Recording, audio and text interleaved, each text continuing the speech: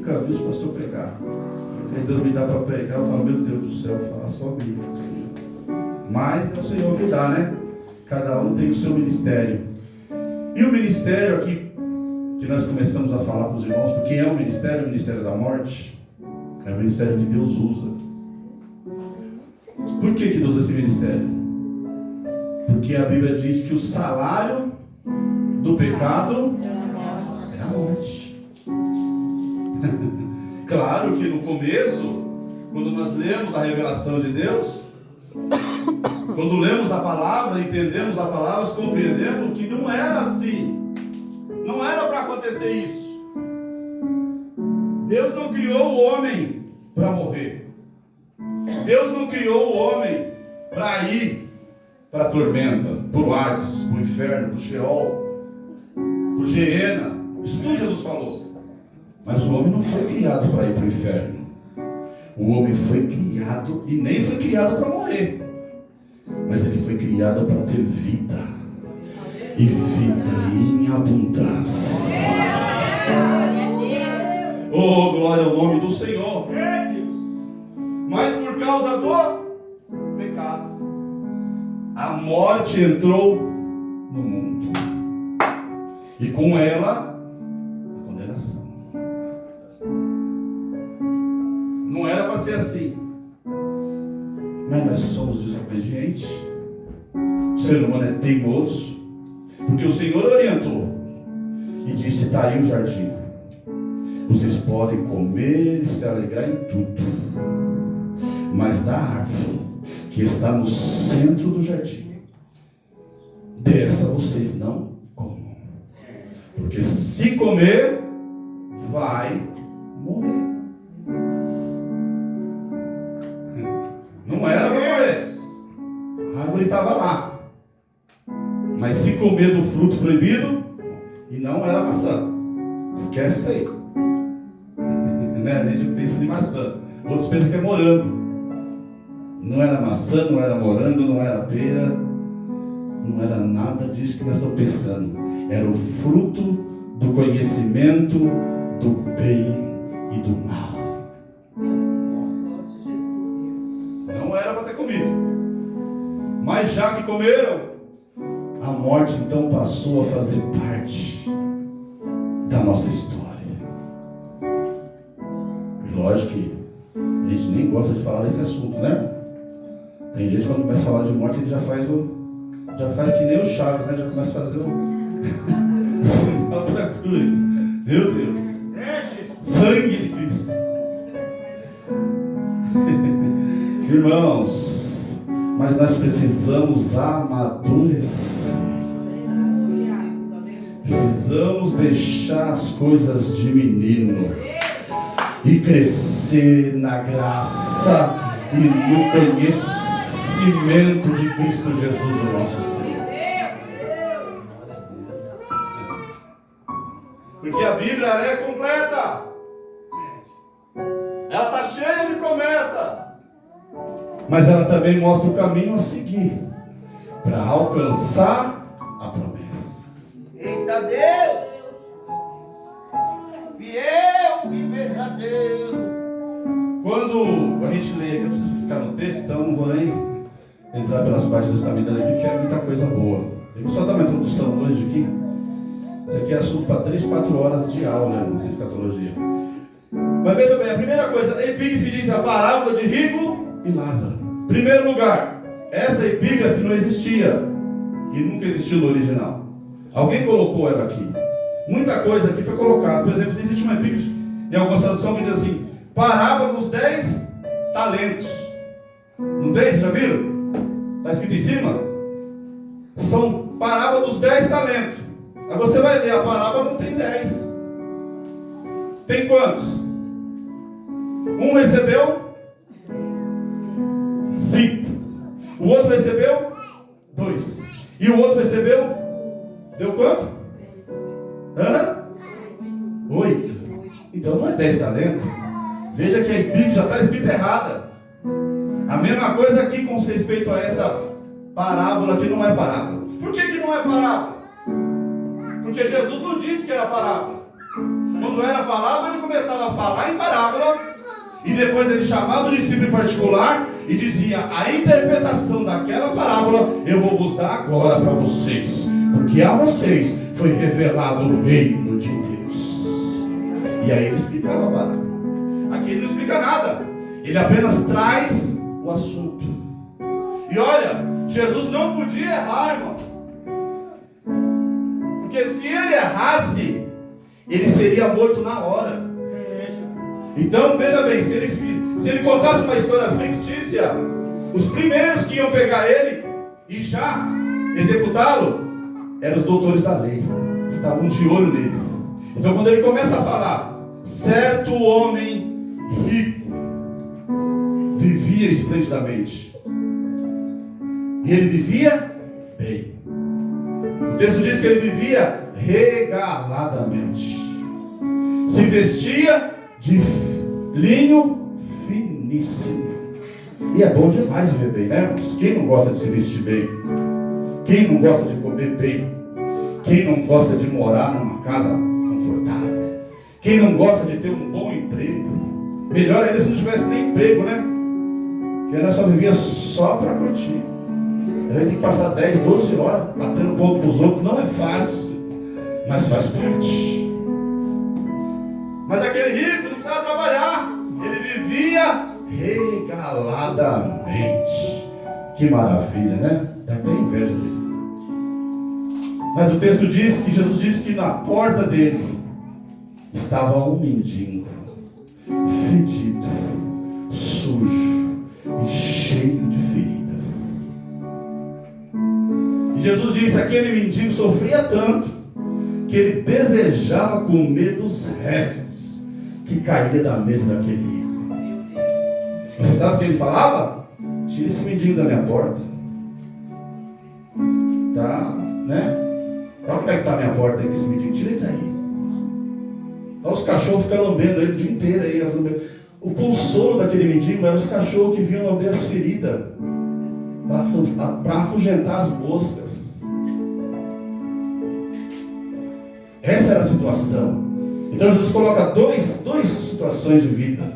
Os dois estão vivendo, não estão? Os dois estão na terra, mas um vive esplendidamente e o outro vive uma vida triste e miserável. Mas só que tem uma coisa: chegou o dia em que a morte bateu na porta dos dois. Deus poderoso, aleluia! Vai morrer. Jesus morreu. O rico com toda a sua polpa, mas também morreu o mendigo que estava jogado na sua porta. Porque a morte não escolhe nem grande e nem pequeno, nem rico e nem pobre, nem mulher e nem homem, nem com saúde e nem quem está doente. Ela vem e vem para todos.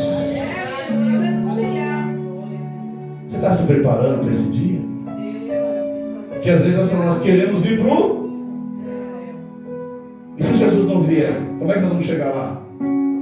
A única porta, se Jesus não arrebatar nós, é a morte.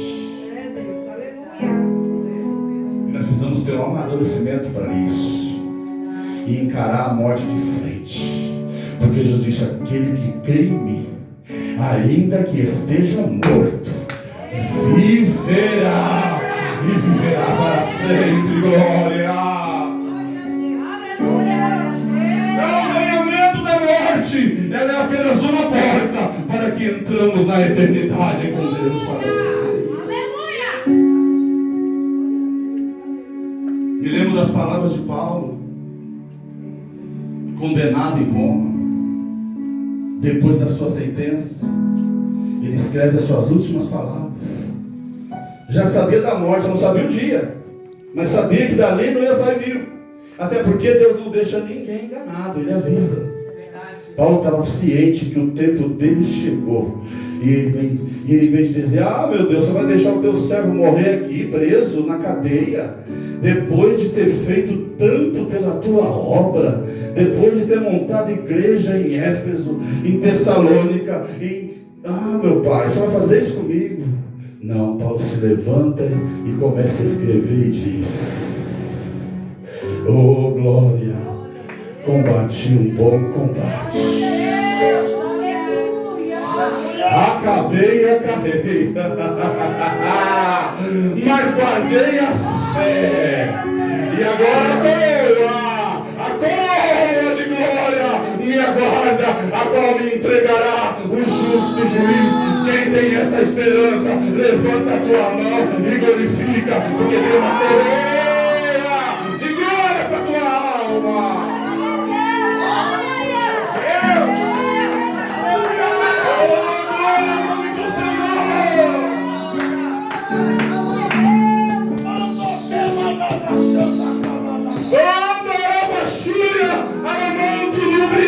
A morte não pode parar a igreja. A morte não vencerá a igreja, porque Cristo já venceu a morte. Oh, aleluia. Oh, glória ao nome de Jesus. Bendito seja o nome daquele que vive e que reina para todos sempre. Você não é dessa terra, irmão. Tira isso da cabeça. Você não pertence a este mundo.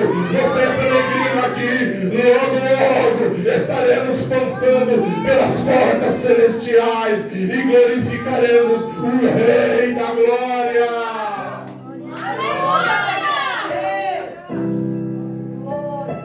É forte, Deus.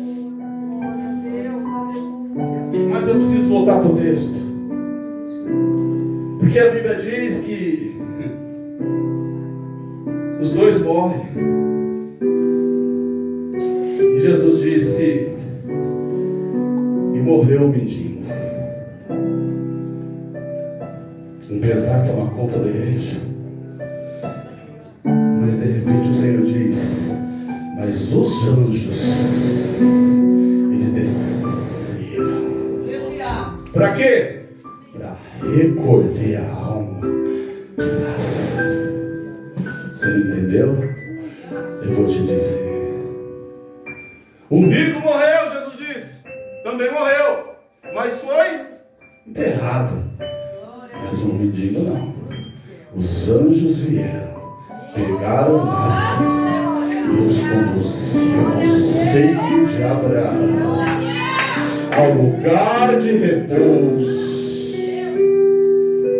E o rico morreu e foi sepultado.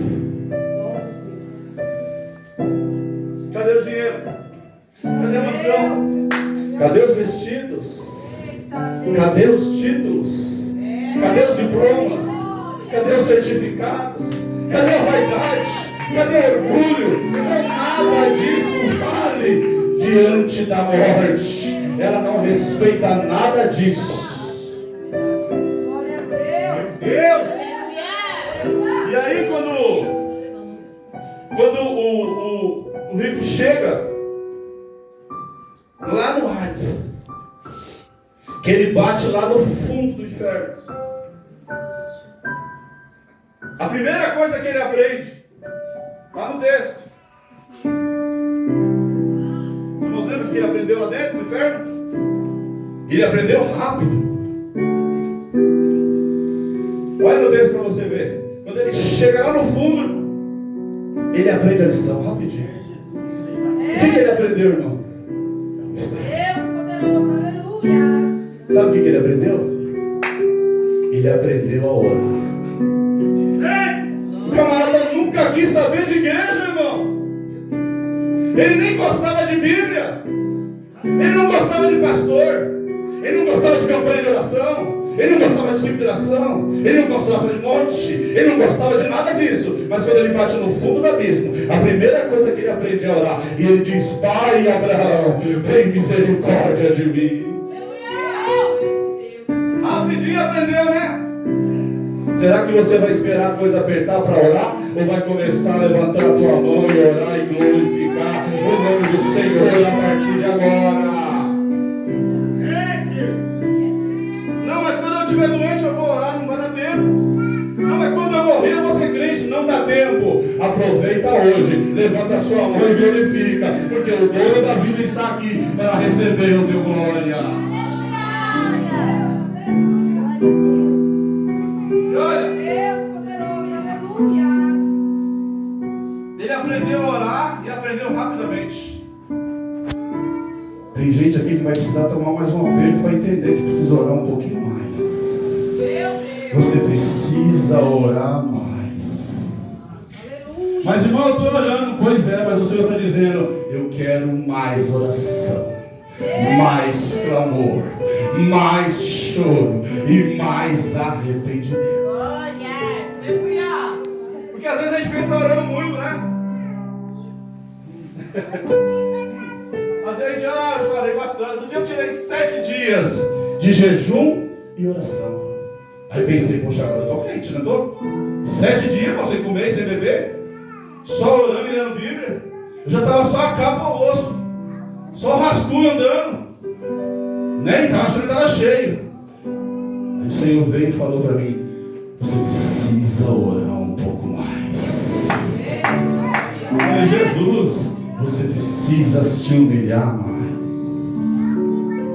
Por quê? Porque não existe limite para estar diante de Deus. Eita Deus, aleluia. Eu fico pensando, mas fulano quer ser crente mesmo? Quer ser mais santo? Não existe mais santo ou menos santo. Existe pessoa que tem ligação com o trono, e existe aquele que não consegue se aproximar do trono. Mas o trono é para todos. E se você quiser, é só dobrar o seu joelho, levantar a sua mão e chegar com confiança ao trono da graça, porque Ele tem resposta para a tua vida.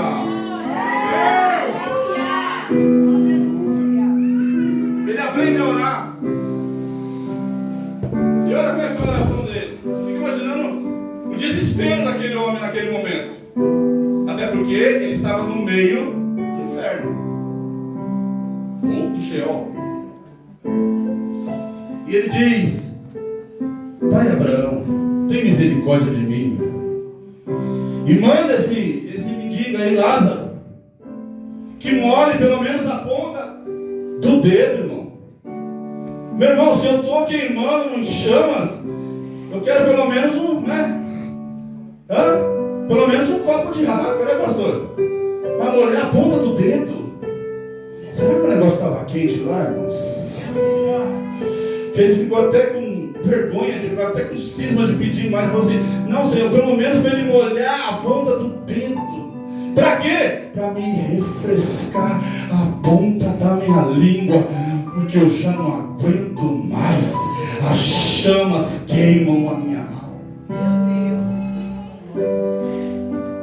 Você sabe o que eu fico assustado? Porque tem muitas religiões que ainda insistem em dizer que o inferno não existe. O Papa João Paulo II declarou no livro de Ave Maria, em 1980 e antigamente, que o inferno não existe. Papa João Paulo II. Não é esse que morreu agora, não. São alguns antes, né? Que a gente ainda é da velha guarda, né, pastor? A gente ainda é de 1900 e antigamente. Ele declarou que o inferno não existe. O inferno é um estado de espírito. O inferno é um local ilusório. O inferno é aqui mesmo. Mentira, heresia.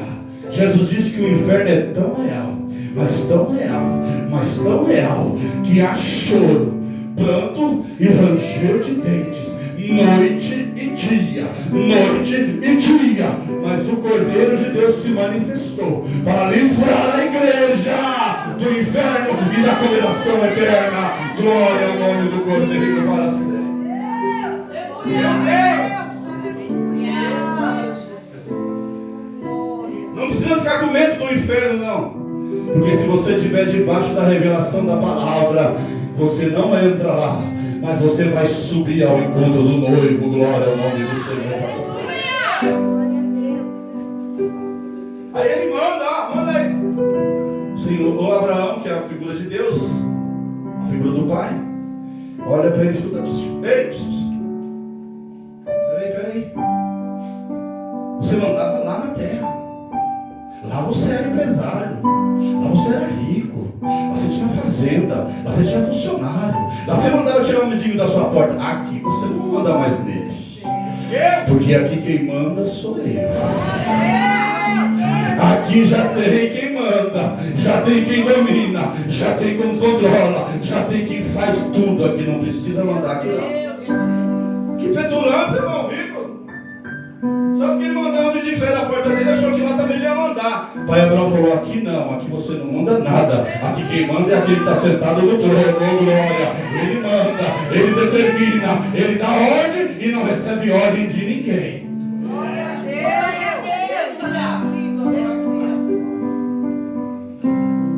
Aí Pai Abraão ainda responde ele na continuação da oração e diz, olha, não pode. Por quê? Porque os que estão desse lado, mesmo que o mendigo, o Lázaro quisesse passar para o outro lado, ele não consegue sair daqui. E nem os que estão aí pode sair daí para vir para cá. Porque o negócio aqui não é bagunçado, o negócio aqui é organizado. Tudo que Deus faz, irmão, e foi Deus que criou o inferno e organizou o inferno por salas. Está tudo organizado lá. Não pensem vocês que quando chegar lá, o assassino vai ficar junto com o incrédulo. Não vai. O assassino vai ter uma punição, o incrédulo vai ter outra punição, o pedófilo vai ter outra punição, o mentiroso vai ter outra punição, o fofoqueiro vai ter outra punição, mas a igreja não está mais em condenação. Oh glória, porque ela já foi livre do inferno e da condenação eterna.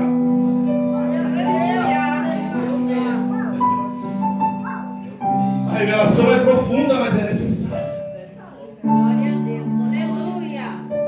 Deus poderoso, aleluia, Jesus. A oração dele continua. Não deu para conseguir um pouquinho de água. Que ajuda, é bom, água é bom, né? Então ele faz mais uma oração.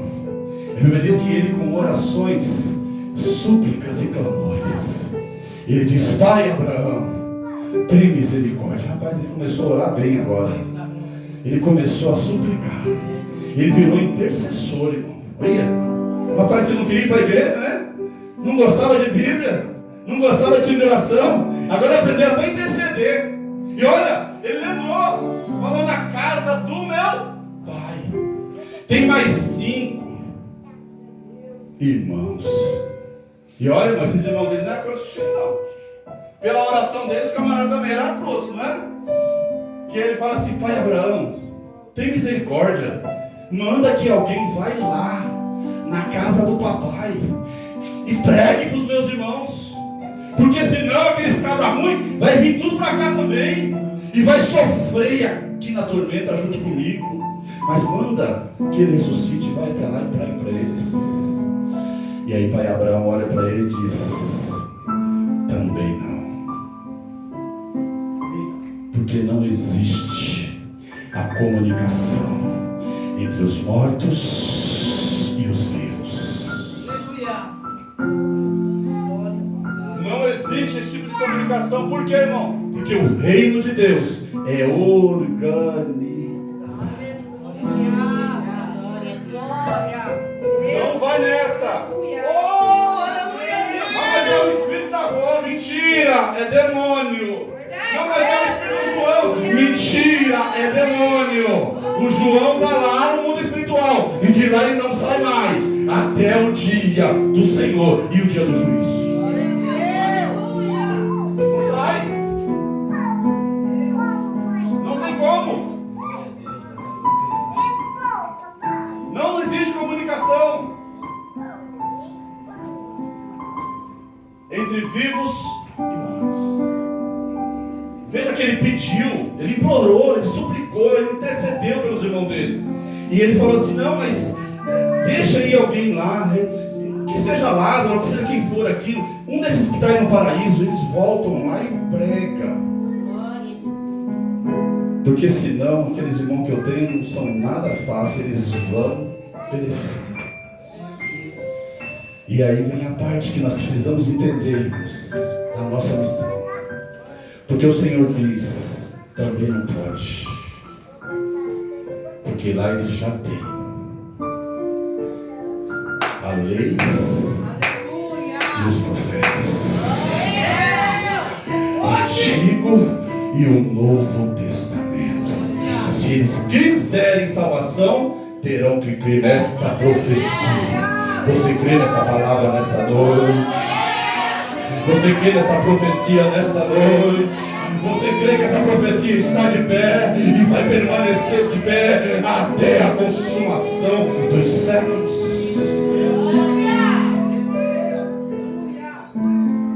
Eles têm Moisés e os profetas.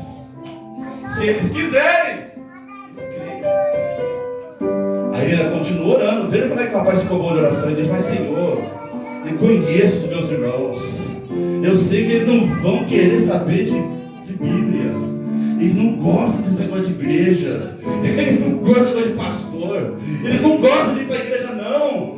O Senhor falou, não posso fazer nada por eles. Eu já lhes dei a lei e os profetas. Basta apenas crer nesta palavra e será salvo tu e a tua casa. Tu e os teus filhos, tu e a tua família será salvo pelo poder da palavra. Aleluia! Deixa! Aleluia! Rei da glória! E o Senhor disse, se eles quiserem, eles ouçam.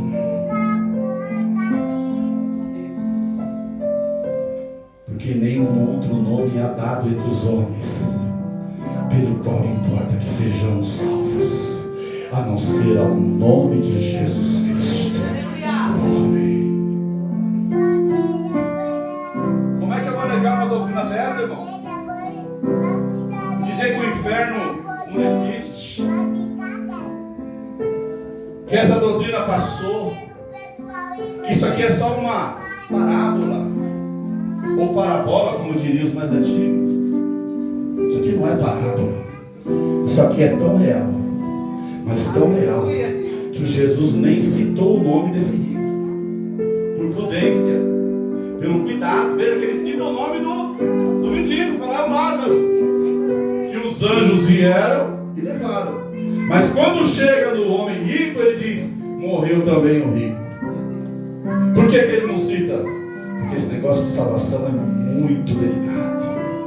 Não dá para julgar a salvação de ninguém, porque é uma questão de vida eterna.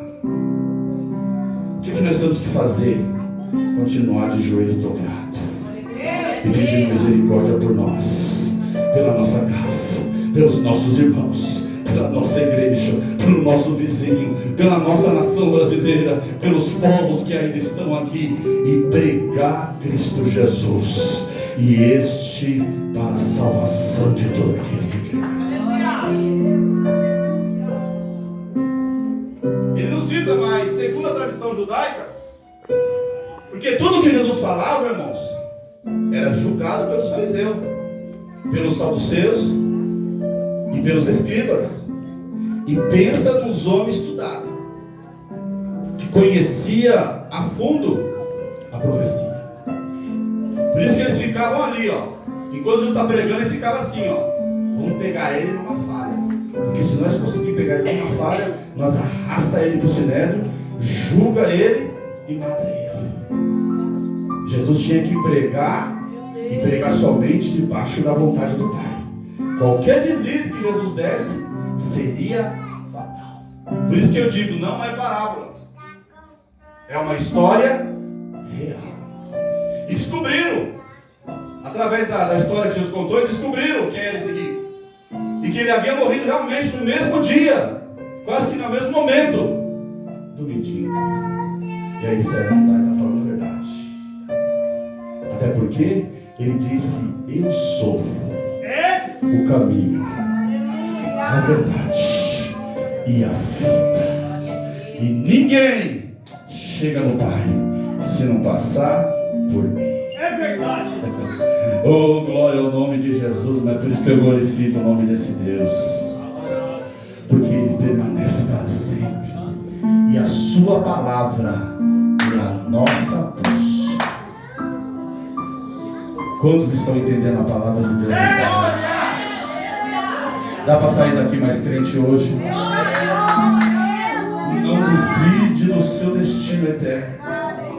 Ainda que o mundo se corrompa, ainda que o mundo se desvie, ainda que muitos já não creem mais, eu continuo crendo. Faz 30 anos que Ele me chamou, e faz 30 anos que eu creio que brevemente Ele voltará.